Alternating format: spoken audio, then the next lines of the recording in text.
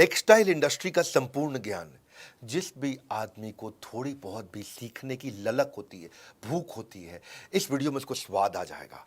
ये वीडियो में ना मेरे को भी बड़ा मजा आया है एक्चुअली। हाँ, ये एमबीए कराने वालों को टेक्सटाइल इंडस्ट्री की वो फॉर्मूला फ्रेमवर्क दूंगा। ये आपने कहीं एक जगह पे वो 10 स्ट्रैटेजी इकट्ठी नहीं सुनी होगी। नमस्कार, विवेक बिंद्रा बोल रहा हूँ, फाउंडर एंड सीईओ बड़ा बिजनेस.com। बहुत दुखी रहते थे लोग टेक्सटाइल इंडस्ट्री को लेकर। बहुत लोगों ने बोला कमेंट बॉक्स में टेक्सटाइल पे वीडियो बनाओ, टेक्सटाइल पे वीडियो बनाओ। वापस आ चुका हूँ, आज टेक्सटाइल इंडस्ट्री की पूरी बात करूंगा। आज मैं आपको रिटेलर से लेकर मैन्युफैक्चरर तक गेम चेंज करेंगे। पीछे मैंने कोई अच्छे वीडियो दिए हैं, वो जरूर साथ में चेक कर लेना। एक मैंने क्रेडिट का वीडियो दिया आपको जिसमें मैंने बताया कि कर्जे से कर्जा कैसे मिल सकता है, आपको पैसा कैसे मिल सकता है अगर आपका सिविल स्कोर ठीक नहीं है तो भी। और बाकी टाइम मैनेजमेंट की कुछ टेक्निक्स और यूट्यूबर के ऊपर शेयर मार्केट पे कुछ वीडियो डाले थे मैंने। समस्याओं का समाधान, घटेगा बिजनेस में नुकसान, बढ़ाओ कस्टमर रिटेंशन, खत्म हो जाएगा कंपटीशन।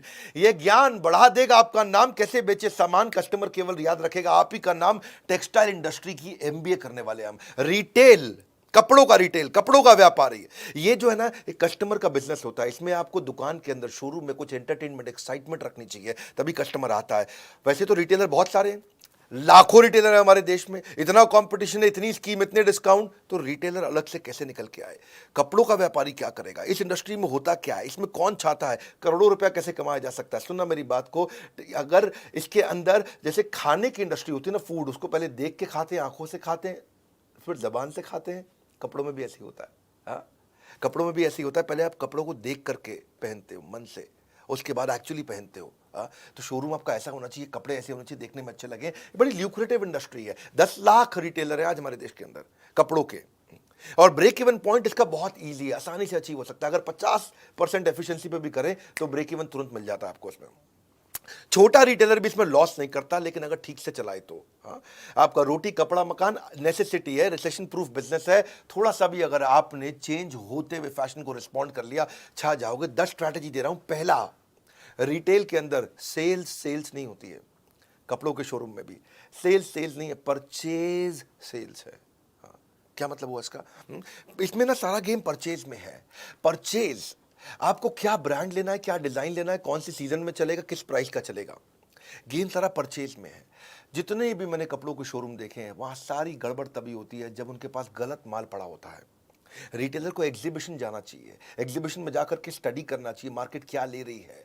ऐसा नहीं कि आपको जो आकर के स्कीम दे गया है, जो आपको आके मिठाई का डब्बा देगा, भैया ये कपड़े ले लो हमारे बहुत बढ़िया, ऐसे बहुत सारे एजेंट्स आएंगे बीच में, वहीं सारा गेम खराब होता है। परचेज सीख लो पहले क्या होता है, परचेज करते कैसे हैं, फैशन और रेलेवेंसी के हिसाब से, पब्लिक डिमांड, ट्रेंड्स और रेलेवेंट स्टॉक के हिसाब से हमारे को लेना है। परचेज लाइफलाइन है, बाय राइट सेल राइट। सही खरीदा आसानी से अपने आप बिक जाता है। प्रॉब्लम क्या हो जाती है, मेन मुद्दा क्या है धंधे के अंदर, जब आप गलत माल लेके रख लेते हो तो इन्वेंट्री बढ़ जाती है, माल पुराना होता है, कपड़ा पुराना होता ही फैशन बदलते बिकना बंद हो जाता है। जब बिकना बंद हुआ तो गेम ओवर हो जाता है, क्योंकि रॉन्ग बाइक आपने, आपका अनस्टोल्ड स्टॉक मतलब आपका कैश फंस गया है। इतने दिन से कपड़े पड़े हुए हैं, मक्खी मार रहे हो आप, बिक नहीं रहे हैं, कैश आपका फंस गया है। ब्रांड जल्दी बिकते हैं, फटाफट बिकते हैं, स्कीम के चक्कर में मत आना। डेड स्टॉक हो रहा है तो तुरंत निकाल दो उसको। वाई एनालिसिस करो, मेरे साथ ऐसा क्यों हो रहा है, क्या मैं गलत डिज़ाइन ले रहा हूँ, क्या मैं महंगा या बहुत सस्ता ले रहा हूँ, क्या मेरा सेल्समैन ठीक नहीं है, या मैं डिस्प्ले अच्छे से नहीं कर पा रहा। बेसिकली यही 4 प्रॉब्लम होती हैं, डिज़ाइन की, प्राइस की, सेल्समैन की और डिस्प्ले की। ये 4 चीज़ें ध्यान रखनी अपने लिए ज़रूरी है। बैड स्टॉक मत खरीदो, good stock, very good stock लेना। बैड स्टॉक मतलब जो बिकता नहीं, गुड स्टॉक मतलब जो बिक जाता है, डिमांड है, लेकिन वेरी गुड स्टॉक फट फट फट फट बिकता है। अब इसका मतलब क्या हुआ, 80-20 फॉर्मूला फिर समझो। रिटेल के धंधे में आपकी सेल्स अच्छी नहीं करनी है, परचेज अच्छी करनी है। माल वही रखो, जो माल 80% बिकता है, हाँ, ये केवल 20% तरह का माल होता है जो 80% बिक जाता है, और वही वाला 20% तरह का माल, उसको 80% भर लो अपने पास में। 80% ऑफ दैट 20% जो आपको 80% ग्रोथ देगा। ये है मेन मुद्दा इसके अंदर। हाँ, इसको बोलते हैं एबीसी एनालिसिस या एफएसएन analysis, fast moving, slow moving, non moving. जो जल्दी बिकता है उससे शोरूम भर दो, जो धीरे बिकता है उसको केवल 15-20% रखो, और जो नहीं बिकता है उसको 2-5% से ज़्यादा कभी मत रखो। यही है मेन सारा का सारा गेम। परचेज जो है ना, माल को जमा करना। परचेज मतलब जमा, दुकान में सामान लाते हो, परचेज मतलब जमा, सेल्स मतलब मजा। हाँ, जमा मजा, जितना बढ़िया सेल्स करोगे उतना मजा आएगा आपको। लेकिन क्या है, आपका अगर जब जमा राइट है तो sales becomes easy and light. When the जमा इज राइट, यानी कि purchase is right, sales becomes easy and light. But when जमा इज रॉन्ग, गलत सामान ले आए, sales delays for very long. मुद्दा यही है। व्हेन जमा is right sales becomes easy and light, when जमा is wrong sales delays for very long. अगर आपने ईबीओ खोला है वहां तो आसान है, एक्सक्लूसिव ब्रांड आउटलेट बोलते हैं, मतलब एक कंपनी का शोरूम खोल लिया है, वहां तो आसान है, वहां तो कोई कंफ्यूजन ही नहीं है। जो बड़ा ब्रांड है वो खुद ही मर्चेंडाइज ढूंढने में आपको मदद करता है, वही आपको कौन सा माल लेना है, कितना माल लेना है, इस मार्केट में क्या चलेगा, मार्केट इंटेलिजेंस देता है, प्रोडक्ट मार्केट फिट आपको बना के दे देगा। हाँ, तो वहां पे आपके लिए, क्योंकि अगर अच्छी सेल हो रही है तो आपके ब्रांड पे भी इंपैक्ट करेगा, तो वो खुद ही कंपनी करके दे देती है। लेकिन अगर आपका ईबीओ नहीं है, मल्टी ब्रांड आउटलेट है, तो आपको परचेज समझदारी से करनी है। दूसरा, स्टॉक आउट इज पॉइजन। देखो, जो माल ज़्यादा बिकता है ना, वो अगर स्टॉक आउट मतलब क्या होता है कि भाई सामान खत्म हो गया है, बिकने वाला माल वो खत्म हो गया है। देखो, अगर कुछ स्टॉक फालतू रखा है ना, उसका जो नुकसान है आप कैलकुलेट कर सकते हो कि भाई मेरा 50,000 रुपये का माल फालतू पड़ा है, उस और वो बिक नहीं रहा, मतलब 50,000 रुपये फंसा हुआ है। लेकिन जो माल बिकता है वो नहीं है, तो कितने सारे कस्टमर वो ले जाते, जो लेके नहीं गए, वो आपको पता भी नहीं चलने वाला। तो जो स्टॉक आउट यानी कि माल ना होना, यानी कि जो बिकने वाला माल है वो ना होना, ये आपके धंधे के लिए जहर है। अगर आपके पास स्टॉक कम पड़ा है, अंडर स्टॉक है या गलत स्टॉक है, इसका कारण तो या तो लैक ऑफ फंड, आपके पैसे की कमी है, वर्किंग कैपिटल मैनेज नहीं करना आ रहा है, या माल अगर जल्दी बिक के खत्म हो गया है, इसका मतलब आपको पता ही नहीं कि पुअर डिमांड फोरकास्टिंग है, आपको आइडिया नहीं है आपके पास क्या बिकता है। या फिर खत्म हो गया, इसलिए खत्म हो गया क्योंकि पीछे से आपको सही सप्लायर नहीं है, वो सप्लाई डिले कर रहा है इसलिए, या आपको इन्वेंट्री ऑटोमेशन नहीं आता। आप बात को समझे कि डिमांड होते हुए भी माल को ना बेच पाना, ये बहुत बड़ा ब्लंडर है। हाँ, कस्टमर भी चला जाएगा, आपकी इमेज भी चली जाएगी और दूसरे के पास चला जाएगा। तो आप क्या करिए, परेटो प्रिंसिपल जो मैंने बताया था, जो 20% माल 80% बिकता है, उस माल का हर महीने फ्रेश बाइंग करते रहो, शोरूम नया लगेगा। आप फ्रेश बाइंग हर महीने करते रहो, शोरूम नया लगेगा। आपको वर्किंग कैपिटल मैनेज करनी आनी चाहिए, आपको ट्रेंड और फैशन पकड़ में आने चाहिए। आप या तो ईबीओ खोल लो, दो पाए, या तो एक्सक्लूसिव ब्रांड आउटलेट खोल लो, भाई जिस कंपनी, वो कंपनी खुद ही बता देगी क्या बिकता है क्या नहीं बिकता, उसके पास ईआरपीज हैं, सॉफ्टवेयर हैं, बता देगा। और आप ईबीओ नहीं खोलना चाहते, अपना ही एमबीओ चलाना चाहते हो, तो फिर ईआरपी खुद लगा लो। रेडी सोल्यूशन आजकल ईआरपी के बहुत सारे आ रहे हैं, वो लगा लो, काम हो जाएगा। तीसरी स्ट्रैटेजी पे ध्यान देना, लोकेशन जो है ना, इसमें बड़ा गेम चेंजर है। आपके शोरूम का, आपके स्टोर का, आपकी कंपनी का लोकेशन कहाँ पे है, फिजिकल लोकेशन से बात बनती है। भैया अगर लोकेशन कमजोर है, कस्टमर ही नहीं आ रहा, तो बेकार है। आपका जो प्राइमरी कस्टमर है ना, जो 60 से 80% कस्टमर वैसा होता है जो माल खरीदता है। सेकेंडरी मतलब 15% कस्टमर ही कभी कभी लेता है। टर्शरी मतलब वो कस्टमर जो माल खरीदता ही नहीं है। इसका कैलकुलेशन करना सीख लो, ये कैसे मिलते हैं, इसके कुछ तरीके होते हैं, ये मिलते कैसे हैं, क्या फैक्टर होते हैं। आप जहां दुकान खोल रहे हो वहां कस्टमर आपके काम के रहते कितने हैं, वो पढ़े लिखे कितने हैं, यहाँ पे चलने वाले पैदल ग्राहक कितने घूमते हैं, इनकी उम्र क्या है, जो प्रोडक्ट आप बेच रहे हो वो उस उम्र के लोगों को देना है कि नहीं देना है, किस प्रोफेशन के लोग रहते हैं आसपास। कुछ इलाके होते हैं जहाँ व्यापारी ज़्यादा रहते हैं, कुछ इलाके होते हैं जहाँ अपार्टमेंट होती हैं, सोसाइटीज होती हैं, हाई राइज टावर, वहाँ नौकरी करने वाला ज़्यादा होते हैं। इनकम ग्रुप कैसा है, लाइफस्टाइल कैसा है, धर्म क्या है उनका, प्राइवेट व्हीकल उनके पास है कि नहीं है, उनकी उनकी स्पेंड करने की क्षमता कितनी है। आसपास जहाँ आपने शोरूम खोला है वहाँ कोई मेट्रो जाती है क्या, वहाँ कोई बस जाती है, ऑटो आता है, पब्लिक ट्रांसपोर्ट है वहाँ पे। ये चीज़ों को देखो तब आपको समझ में आएगा यार, यहाँ लोकेशन ठीक है, यहाँ माल अपने को शोरूम खोल देना चाहिए। चौथी स्ट्रैटेजी बड़ी कमाल का गणित दूंगा इसमें मैं, ये रियल कंटेंट है भाई साहब। हाँ, brand gives you better inventory turnover.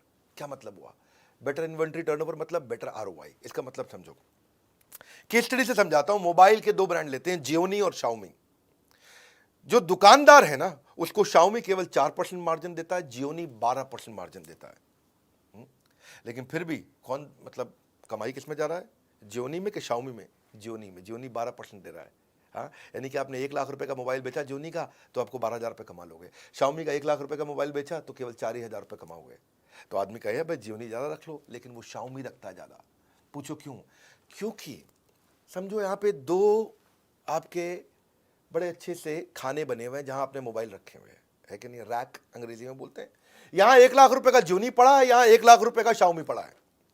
Gionee 1 lakh रुपए का पूरे महीने में एक ही बार बिकेगा, यानी कि एक महीने में 1 लाख रुपए का आपने जियोनी बेच लिया, तो आपको उस पर कितना बच गया? 12% के हिसाब से 12,000 रुपये बच गया। लेकिन शाओमी इतनी तेज बिकता है, इतना ज़्यादा बिकता है, इतना ज़्यादा बिकता है कि ये 1 लाख रुपए का माल बिक गया, फिर आपने खरीदा, फिर बिक गया, फिर आपने खरीदा, फिर बिक गया, फिर आपने खरीदा। आपने फंसाया तो 1 ही लाख है, लेकिन ये 10 बार बिक गया। इधर 1 लाख का माल 1 बार बिका, शाओमी का 1 लाख का माल 10 बार बिक गया। शाओमी दे तो रहा था 4%, लेकिन उस 1 लाख पे आपने 4% 10 बार कमा लिया। यानी कि आपने यहाँ 40,000 रुपये कमाया और यहाँ आपने 1 लाख पे केवल 12% देखने में अच्छा था, पर ये एक ही बार बिका तो आपने 12,000 कमाया। तो इस 1 लाख पे अपने महीने में 12,000 रुपये कमाया, इस 1 लाख पे महीने में आपने 40,000 रुपये कमाया, क्योंकि माल 1 ही लाख का रखा था, बिक रहा है आ रहा है, बिक रहा है जा रहा है। आप तो 1 ही लाख का माल फंसाते हो ना, अपना पैसा तो 1 ही लाख फंसाया दोनों जगह पे आपने, पर ये कम बार बिका जियो नहीं, तो यानी कि एक बार बिकने पे आपको 12,000 कमा के दिया, 10 बार 1 लाख का माल बिकने के कारण आपको 40,000 रुपये कमा के दिया। इसको बोलते हैं आरओआई। इसका मतलब क्या भैया? मतलब ये है कि अगर आप अच्छा ब्रांड रखोगे तो वो आपका ब्रांड बना देगा, और लोकल आइटम रखोगे तो आपको भी जिंदगी भर लोकल बनाए रखेगा। माल वो रखो जो अपने आप बिकता हो, मार्जिन थोड़ा मात्रा कम भी हो तो भी चल जाता है, आप आरओआई बहुत अच्छी कमा लेते हो, बहुत बढ़िया कर लेते हो। इसमें ना आप, मैं साधारण भाषा में समझाना पसंद करता हूँ। ये जोनी शाओमी के आइडिया से आपको समझ में आ गया होगा। कपड़ों में मामले में भी ना, कोई लोकल लल्लू लाल कपड़ा मत रखो, ठीक ब्रांड का कपड़ा रखोगे। हाँ, लल्लू लाल हो सकता है आपको 50% मार्जिन दे दे, ब्रांड आपको 30% मार्जिन दे, पर आप ब्रांड में ज़्यादा कमा जाओगे, जल्दी जल्दी बिकता है। हाँ, स्टॉक बहुत तेज घूमता है। और ये अगर फंसा रह गया ना आपका, जियोनी फंसा रह गया, तो जियोनी 3G था, टेक्नोलॉजी 4G आ गई, मोबाइल बेकार हो गया। भाई उसका रैम कम था और नया रैम आ गया, ज्यादा रैम वाले मोबाइल आ गए, टेक्नोलॉजी बेकार हो गई, मोबाइल बेकार हो गया। पड़े पड़े मोबाइल पुराना बेकार हो जाएगा, आपकी जिंदगी बेकार हो जाएगा। आपका भाई क्या हो गया, क्या करूं, फंस गया मैं, मक्खी मारना उसके बैठ के। एक और फॉर्मूला समझो आप, इसको बोलते हैं stock rotation formula. Stock rotation formula क्या है, इसे समझ में आ जाएगी आपको बात। अगर आप बिल्कुल पढ़े लिखे नहीं हो ना तो भी ये फॉर्मूला समझ में आ जाएगा आपको। हाँ, मैथमेटिक्स तो छोड़ो, अगर आपने खाली 10वीं छोड़ो, 8वीं छोड़ो, 5वीं तक पढ़ाई करिए, इतना ईजी कर दूंगा। सेल्स अपॉन स्टॉक का मतलब क्या है?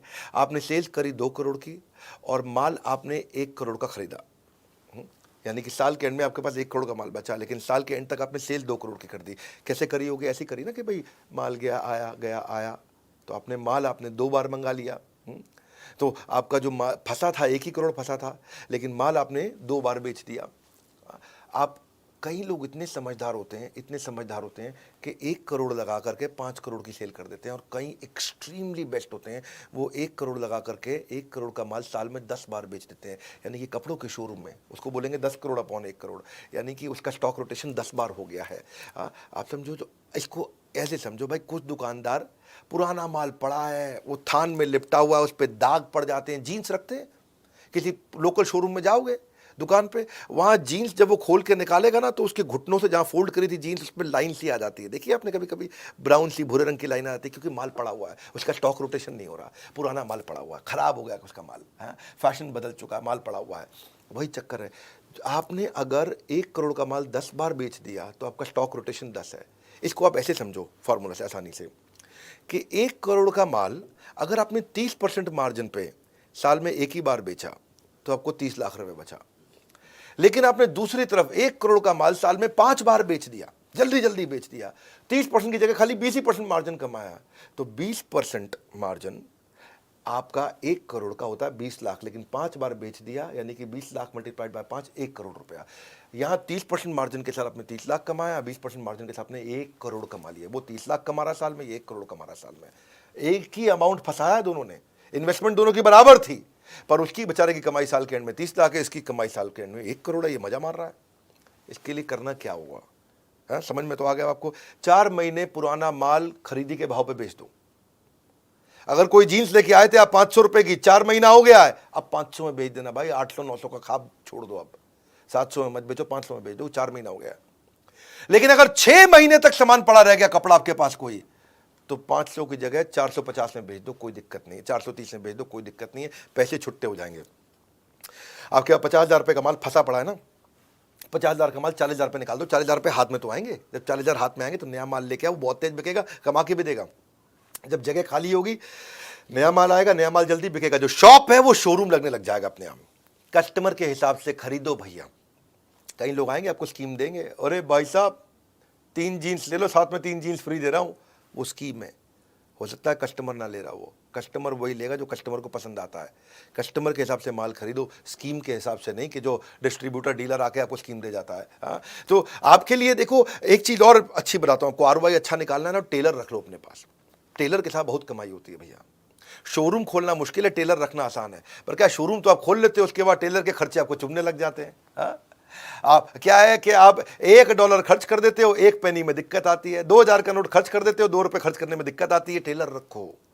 देखो रेस्टोरेंट वही चलता है जहां शेफ अच्छा हो, इसी तरह कपड़ों का शोरूम वही अच्छा चलता है जहां टेलर अच्छा हो। शेफ लाना मुश्किल नहीं है, रेस्टोरेंट खोलना मुश्किल है। आप अगर रेस्टोरेंट, ये बड़ा इंपॉर्टेंट है चीज़ को समझना कि टेलर छोटी छोटी चीज़ें आपके लिए अच्छी इतनी तेज कर सकता है सर्विस के मामले में कि आपका कस्टमर वापस आता है लौट करके। मैं ना इस रिटेल इंडस्ट्री के अंदर, इसके अंदर ये जो हमारी टेक्सटाइल इंडस्ट्री है, इसमें सियाराम एक अच्छा ब्रांड है। उसके जो ओनर हैं, चेयरमैन है मिस्टर रमेश पोदार, हमारी बड़ी मित्रता है उनसे, बड़ा प्रेम है, बहुत बहुत वार्म और कॉर्डियल रिलेशनशिप है मेरा। तो मैं सोचा कि टेक्सटाइल की बात कर रहा हूँ, तो मैंने रमेश जी को फ़ोन लगाया। मैं कहा नमस्कार रमेश जी, कैसे हैं? वो नमस्कार बिंद्रा जी, बहुत अच्छे हैं। बड़ा उनसे प्यार है। वो मेरे को उन्होंने कुछ कपड़े भी गिफ्ट किए अपने, बोले मैं सियाराम के सूट पहनूँ बिंद्रा जी, ये भी मैं सियाराम का सूट पहना हुआ है। तो मैंने जब उनसे बात किया, मैं कहा उनसे भी थोड़ा सी ये समझता हूँ, तो मैं उनकी भी स्ट्रैटेजी बताता हूँ। ये 1978 की कंपनी है भैया, सियाराम, जे हेम्स्टेड, कैडनी, ऑक्समबर्ग भी बड़ा ब्रांड, सब इन्हीं की 80 मिलियन मीटर जो है ना बनाते हैं, कि 40,000 आउटलेट पे माल बेच रहे हैं। 100 करोड़ तो उन्होंने 1991 में पहला कर लिया। देसी ब्रांड, लेकिन इंटरनेशनल अपील है इनका। ये रिलेशन इनके साथ ऐसा है कि इन्होंने देखा कि डॉक्टर विवेक बिंद्रा बड़े वर्ल्ड रिकॉर्ड बना रहे हैं, तो इन्होंने भी रिटेलर्स के लिए एक इवेंट किया था और उसमें इन्होंने गिनीज वर्ल्ड रिकॉर्ड बनाया था। मुझे बोले कि आपसे इंस्पायर हुए, आपके देखा देखी हमने भी वर्ल्ड रिकॉर्ड बनाया। तो सियाराम के रमेश पोदार जी से एक और स्ट्रैटेजी मुझे समझ में आई, space utilisation is revenue maximisation. कई बार लोग शोरूम खोल लेते हैं। अब एक भाई थे हैदराबाद के, और उनका जो शोरूम था, उनका जो स्टोर था, वो 6,000 स्क्वायर फीट का था। 3,000 स्क्वायर फीट ग्राउंड फ्लोर पे, 3,000 स्क्वायर फीट फर्स्ट फ्लोर पे। तो ग्राउंड फ्लोर पे उन्होंने बना रखा शोरूम, बहुत बढ़िया, चकाचक, लाइट, बहुत सुंदर, मतलब अंदर घुसो तो देख के बड़ा हो मजा आ जाता। और ऊपर उन्होंने बना दिया गोडाउन। तो रमेश भाई वहां गए, उनसे मिले, उन्हीं का रिटेलर था। तो रमेश भाई बोले, अब सियाराम के चेयरमैन है तो सामने वाला बात सुनता भी है उनकी। बोले यार तुम गलती कर रहे हो, प्राइम लोकेशन पे, हैदराबाद की सबसे महंगी रोड पे तुम्हारा ये शोरूम है, और फर्स्ट फ्लोर को तुमने बना रखा है गोडाउन। गोडाउन सस्ती जमीन पे बनाओ, तो ग्राउंड फ्लोर पे भी शोरूम कर दो, फर्स्ट फ्लोर पे भी शोरूम कर दो, स्पेस को यूटिलाइज करो। स्पेस यूटिलाइज होगा, रेवेन्यू मैक्सिमाइज होगा। वो भाई मान गया उनकी बात। वही आदमी जो नीचे ग्राउंड फ्लोर पे 8 करोड़ का टर्नओवर कर रहा था, ऊपर फर्स्ट फ्लोर खोलते ही वो 12 करोड़ पे आ गया, फिर 15 करोड़ पे आ गया। तो उन्हें बहुत धन्यवाद किया, क्योंकि जब गोडाउन बनाना था वो सस्ती जगह बनाया, खर्चा उसका बहुत कम हो गया। वरना अगर ऊपर फर्स्ट फ्लोर जो इतनी प्रीमियम लोकेशन थी, उससे फट फट फट फट तेज कमाया उन्होंने। तो स्पेस यूटिलाइजेशन जब करोगे तो उसमें देखो मैनेक्विन अच्छे से डालो, ट्रायल रूम बनाओ, शीशे लगाओ, डिस्प्ले शेल्फ अच्छे लगाओ, डिस्प्ले काउंटर बढ़ाओ। जितना अच्छे से स्पेस को यूटिलाइज करेंगे ना, उतना रेवेन्यू मैक्सिमाइज होता है आपका। अगला है छठा स्ट्रैटेजी, इफेक्टिव ट्रेनिंग, मतलब हायर कन्वर्जन। आपने शोरूम बनाया, आपके शोरूम पे आपने कितने सालों की मेहनत करी है ना, कितना पैसा लगा दिया आपने वहाँ पे, कितना कुछ कर दिया आपने, इतनी ब्रांडिंग मार्केटिंग कर दी उसकी। आज उसकी इतनी इज्जत हो गई कि रोज 100 कस्टमर आ रहे हैं वहाँ पे। अगर रोज 100 कस्टमर आ रहे हैं और आपका सेल्समैन इतना कमजोर है कि 100 में से खाली 20 को माल बेच पाता है, 100 में से वो 20 को माल बेच पाता है, क्योंकि उसकी ट्रेनिंग अच्छी नहीं हुई। अगर उसकी ट्रेनिंग अच्छी कर दें, वो 100 में से 40 को माल बेच दे, तो आपका टर्नओवर एकदम डबल हो जाएगा। हाँ, कस्टमर लाने पे आप खर्चा कर चुके हो, पर उसकी ट्रेनिंग नहीं करी आपने। ये छोटे छोटे खर्चे होते हैं। प्रोफेशनलिज्म बढ़ाइए। हाँ, प्रोफेशनल्स को लाइए, उनको उतना प्रेम दीजिए कि वो फैमिली हो जाएं। फैमिली को लाइए, उनको उतना ट्रेनिंग दीजिए कि वो प्रोफेशनल हो जाएं। दो बातें हैं कि आप जब किसी एम्प्लॉय को हायर करते हो, उसको इतना प्रेम दो प्रोफेशनल आदमी को कि वो फैमिली जैसा हो जाए, और खुद के जो परिवार वाले हैं उनको इतना ट्रेनिंग दे दो कि वो प्रोफेशनल्स की तरह काम करना शुरू कर दें। मजा आएगा। उसके बाद ट्रेनिंग का कल्चर बना दो। यंगस्टर्स को बहुत दिक्कत आती है, उनके लिए बड़ा आसान हो जाएगा। डेटा ड्रिवन अप्रोच रखो, मेजरेबल गोल रखो, नहीं तो एवरीथिंग गोल गोल हो जाएगा। अगर मेजरेबल गोल नहीं होगा तो एवरीथिंग गोल गोल। गोल गोल चाहिए या बड़ा जबरदस्त वाला गोल चाहिए। अपने मैनेजर को, स्टोर कीपर को, सेल्समैन को, कस्टमर सर्विस एग्जीक्यूटिव को, शॉप फ्लोर सबको बढ़िया ट्रेनिंग दो। इसको सारे रिटेलर्स के आप पहुंचा देना, जितने भी भैया अपने टेक्सटाइल वाले हैं। गेम चेंजर वीडियो में कुछ ऐसे ऐसे फॉर्मूला दूंगा आपको मैं।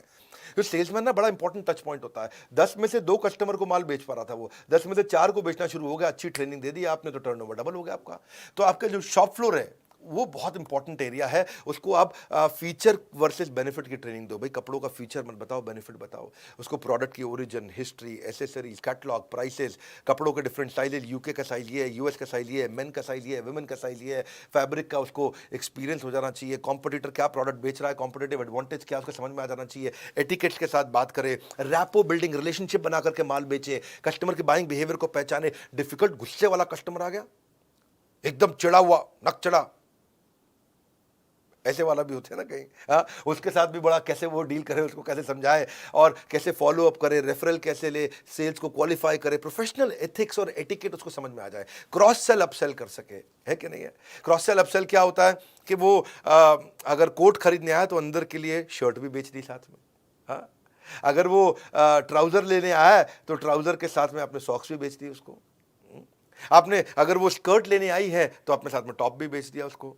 तो इसको क्रॉस सेलिंग। अप सेलिंग क्या है, अगर वो 2000 वाला ले रहा है तो उसको 2000 की जगह 3000 वाला माल बेच दिया। एस्पिरेशनल सेलिंग कर दिया। कस्टमर का मन कैसे मोह ले ताकि सेल्स अपने आप ही हो ले। हाँ, कस्टमर का मन कैसे मोह ले, सेल्स अपने आप ही हो ले, इससे आपका आरओआई निकल के आएगा, गेम चेंजर है। सातवीं strategy, keep an I on KPI.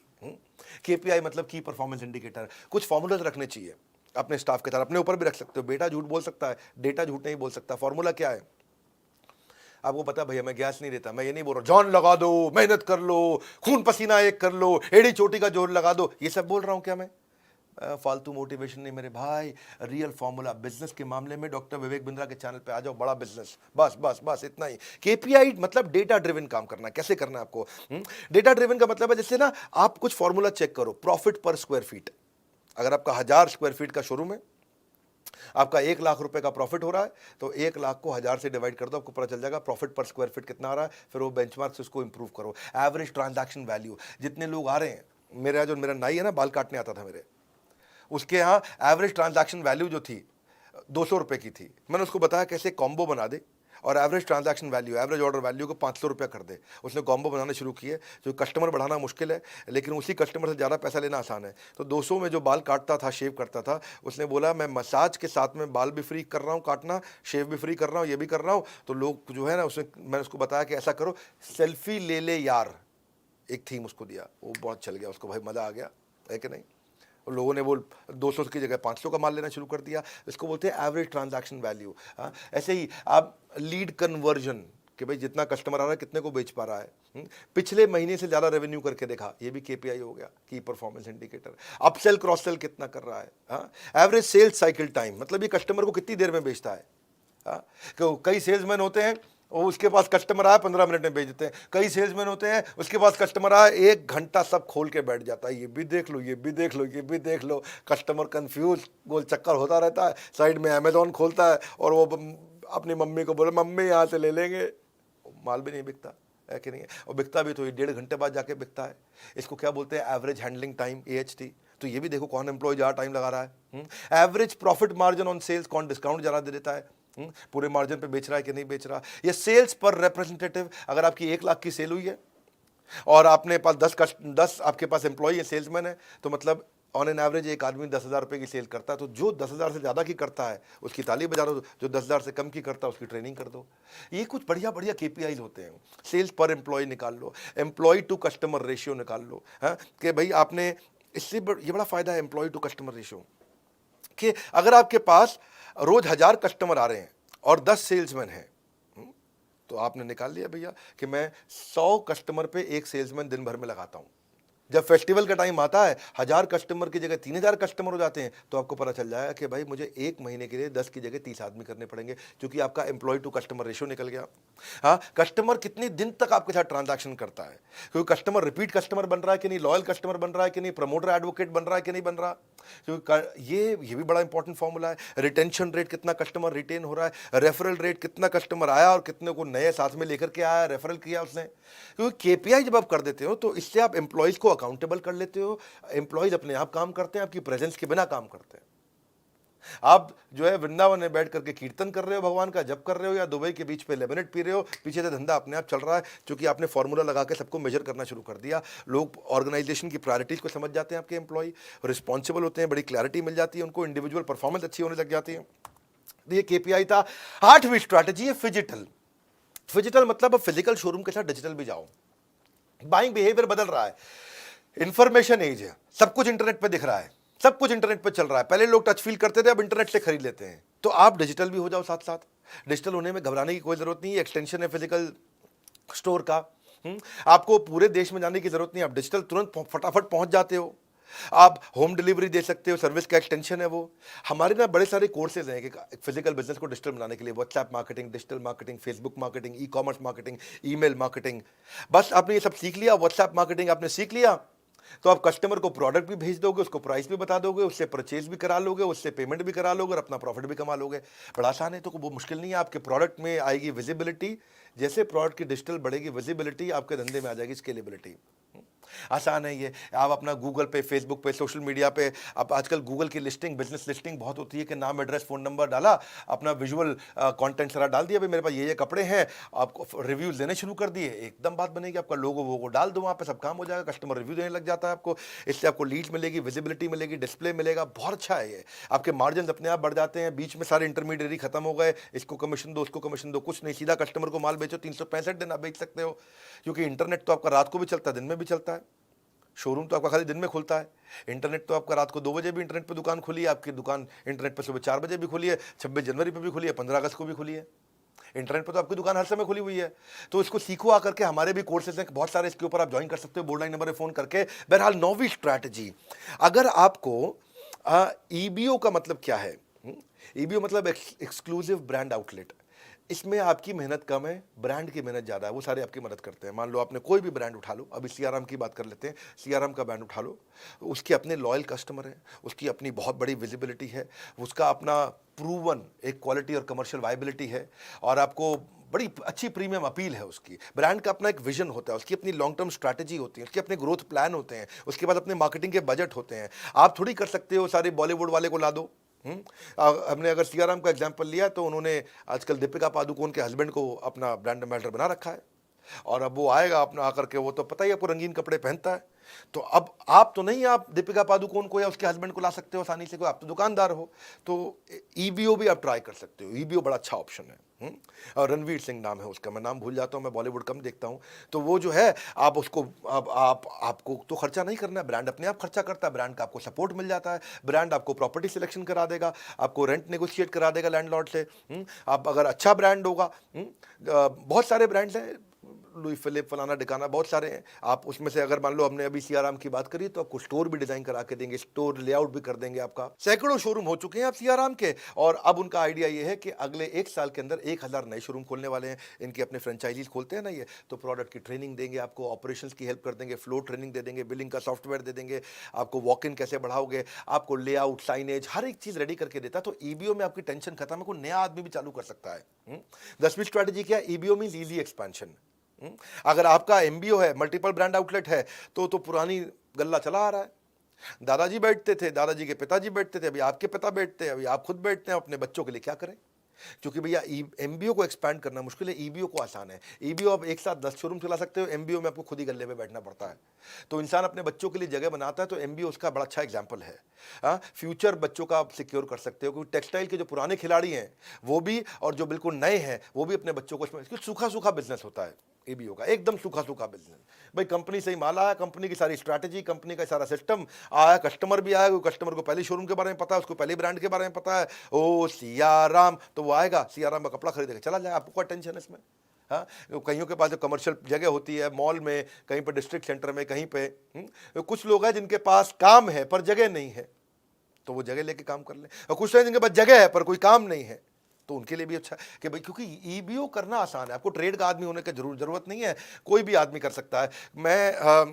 देखो, आपको ना ईबीओ में बिना बिजनेस के बैकग्राउंड के भी आप कर सकते हो। आप मैकडोनल्ड्स का या किसी भी खाने का, किसी का भी आप फ्रेंचाइजी की तरह ईबीओ चला सकते हो उसका।